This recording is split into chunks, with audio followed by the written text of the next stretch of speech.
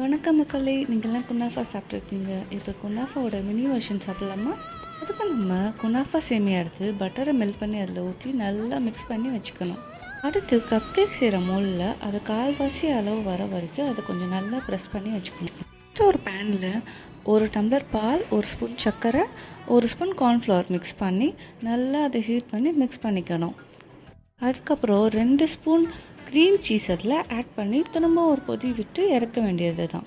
இப்போ இந்த மில்க் மிக்சரை நம்ம ரெடி பண்ணி வச்சுருந்த குனாஃபாக்குள்ளே 1 ஸ்பூன் போட்டு கொஞ்சமாக மசாலா சீஸ் அது மேலே ஆட் பண்ணி திரும்ப ஒரு லேயர் சேமியா அதில் ஸ்ப்ரெட் பண்ணால் அவ்வளோதான், நம்ம குனாஃபா பேக் பண்ண ரெடி ஆகிடுச்சு.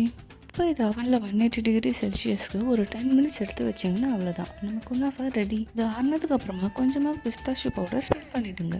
நெக்ஸ்ட்டு சுகர் சிரப்புக்கு 1 டம்ளர் சுகர், 1 டம்ளர் தண்ணி, 3 ட்ராப்ஸ் லெமன் ஊற்றி சுகர் சிரப் ரெடி பண்ணி குனாஃபா மேலே ஊற்றி சாப்பிட்டா டெலிஷியஸாக இருக்குங்க.